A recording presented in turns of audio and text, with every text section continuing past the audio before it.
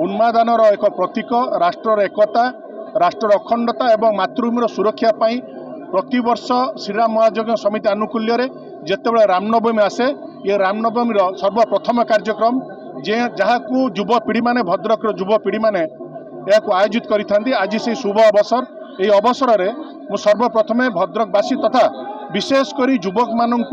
शुभेच्छा और अभिनंदन ज्ञापन करी। ये प्रथम कार्यक्रम या परे परे बाल बजरंगी साइकेल शोभा यात्रा तापर साधु सन्त पूजन गोमाता पूजन युवक मान द्वारा विशाल मोटरसाइकेल शोभा यात्रा एवं महिला मान द्वारा विशाल कलश शोभा यात्रा और परिशेष सभा शेष कार्यक्रम जहाँ नगर संकीर्तन जहाँ मार्च 27 तारीख दिन चलित वर्ष पड़ुची। निश्चिंत यही दिन को केवल भद्रक जिला नुहे राज्यर विभिन्न जिलूर एवं राज्य बाहर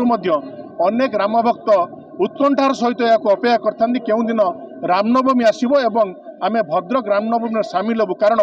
ये रामनवमी उत्सव ना ये महोत्सव आकार नहीं तेणु आज भारत वर्ष में भद्रक रामनवमी एक स्वतंत्र स्थान अधिकार करछि। निश्चिंत प्रभु चरण में प्रार्थना करी मर्यादा पुरुषोत्तम आम समस्त आम जीवन में सुख शांति समृद्धि भरी दिंतु एवं चलित वर्ष रामनवमी तांकर आशीर्वाद भव्यतार एवं दिव्यतार संपन्न एति प्रभु श्रीराम चरण में प्रार्थना। धन्यवाद। सब समस्त